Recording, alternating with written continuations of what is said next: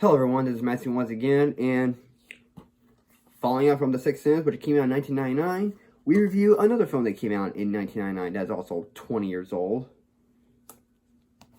The Mummy, which of course is a remake of, well, another remake of The Mummy, which of course we have the Boris Karloff from 1932 for the Universal Monster movies, and one of the Hammer horror films in the 70s, and now we get to have the film for the 90s and early 2000s, starring Brendan Fraser, the man who was well known for George of the Jungle and Lucy's Back in Action.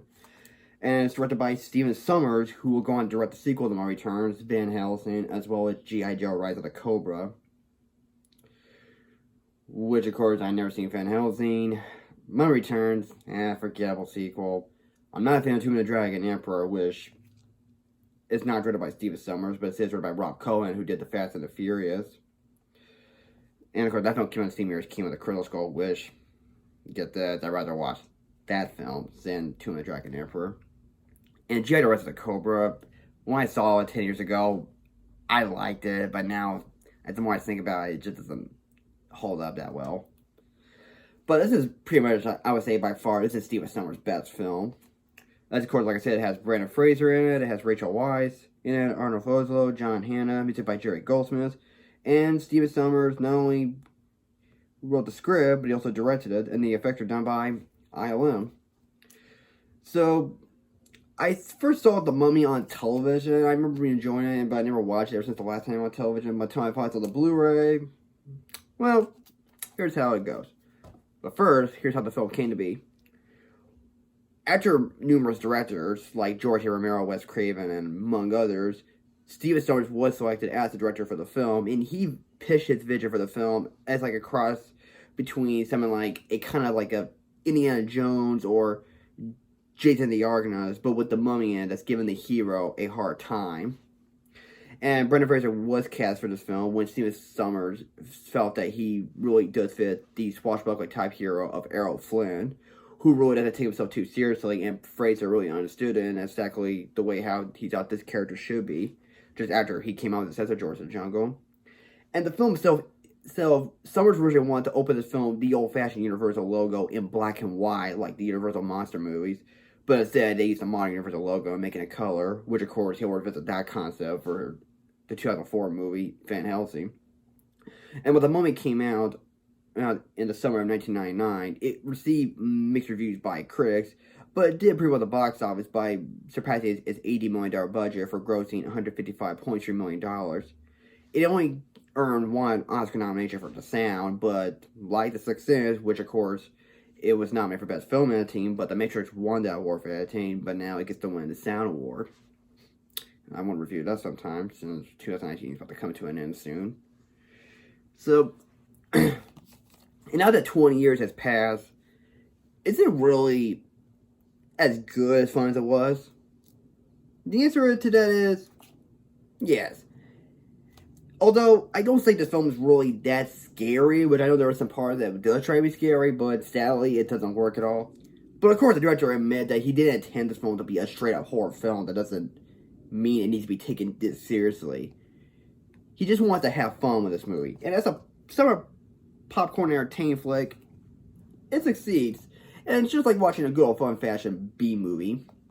And the effects themselves, I'm going to say right now, since they are done by ILM, the CGI, sadly, to say the least, doesn't really hold up that well. I guess when it came out, it was good, but now, yeah, it looks like it belongs like in a video game or something, especially when you see the mocap of the skeletal alien when it's trying to get all the eyes and the tongues and the skins and everything, which sadly doesn't really hold up. I mean, you know, well, man, it is a cool looking design of what the mummy looked like, but even it would have been so great that, even I mentioned Jason the Argonauts, I would have liked it if this film would have at least had some stop motion animation effects, especially that mummy itself, where it's walking up to Rachel Weisz when it's already got the eyes and the tongue and all. It would have been fine with just stop motion animation, which they could have at least attempted at. But thankfully for the film itself, they at least attempted for some practical makeup effects. At least there was room for those when Imhotep's priest shows up toward the end of the movie. They at least attempt for some practical effects. The only good CG in the film is the sandstorm scene where our heroes are on the airplane and trying to get to Hamunaptra. and tries to save, which is another thing what I really love about the film itself. The movie itself knows when to have fun, especially it winks at the eyes by saying that one scene, for example, where Bernard Fox's character tells Brendan Fraser's character saying, "What's the challenge then?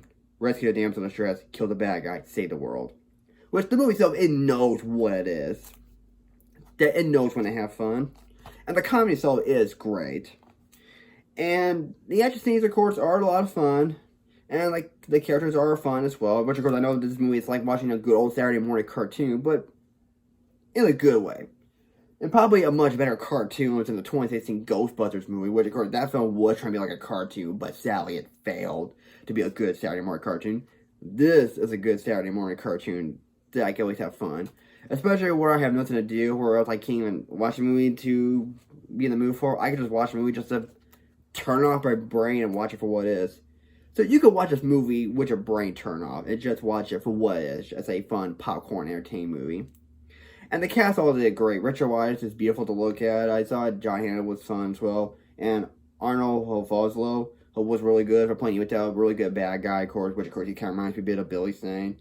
And Brendan Fraser is definitely the star of the film. He really is Rick O'Connell.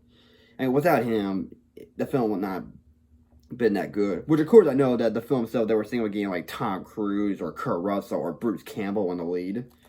Which I would have mentioned Bruce Campbell in this kind of role, which would have been interesting. Kurt Russell, I don't know. And Tom Cruise, well, he will start his own movie in 2017. You know how that film turned out. Yep, and even Tom Cruise won that Razzie for that performance for that 2017 movie that was trying to be like the DC or Marvel movies when you're trying to create a cinematic universe.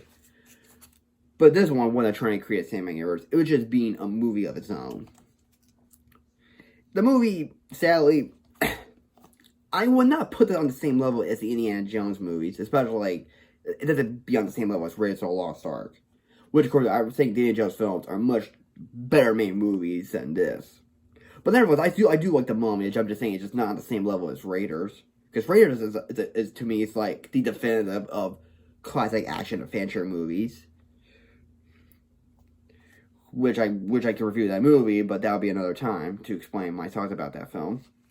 But all in all, The Mummy is a fun movie. And for 20 years, it still is a fun B movie. It has pretty good action.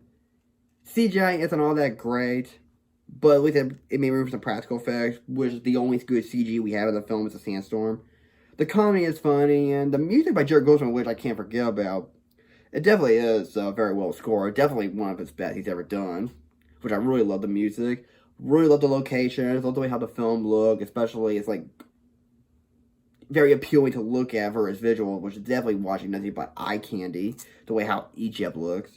And definitely one of Steven Sommers' best films he's ever directed.